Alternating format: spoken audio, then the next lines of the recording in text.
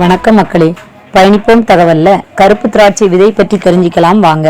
கருப்பு திராட்சை என்றவுடன் அனைவருக்கும் நினைவுக்கு வருவது புளிப்பு சுவைதான்.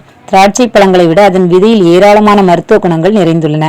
கருப்பு திராட்சை விதையில் புரோ ஆந்தோசைனிடின் எனும் சத்து அதிகமாக உள்ளது.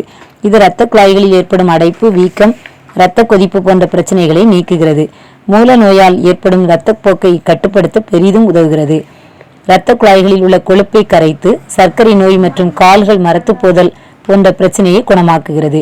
சிறுநீரக செயல்பாட்டில் உள்ள குறைகளை சரி செய்கிறது. மேலும் மாலைக்கண் நோய் மற்றும் கண்புரை போன்ற கண் தொடர்பான பிரச்சனைகள் வராமல் பாதுகாக்கிறது. நம் உடலில் உள்ள நச்சுப் பொருட்களை வெளியேற்றி புத்துணர்ச்சி தரக்கூடிய ஆன்டி ஆக்சிடென்ட் அதிகம் நிறைந்துள்ளது. மேலும் புற்றுநோய் செல்களை அழித்து புதிய ஆரோக்கியமான செல்கள் அதிக அளவில் உற்பத்தி செய்ய உதவுகிறது. எனவே திராட்சை பழத்துடன் விதைகளை சேர்த்து உண்பது நல்ல பலனை தரும். உடல் வளர்ச்சியில் குறைபாடு, உடல் பலகீனம், தோல்வியாதி, மூட்டுவலி மற்றும் மூட்டு வீக்கம் ஆகிய பிரச்சனை உள்ளோர் திராட்சை விதை தொடர்ந்து சாப்பிட்டு வர விரைவில் நிவாரணம் கிடைக்கும்.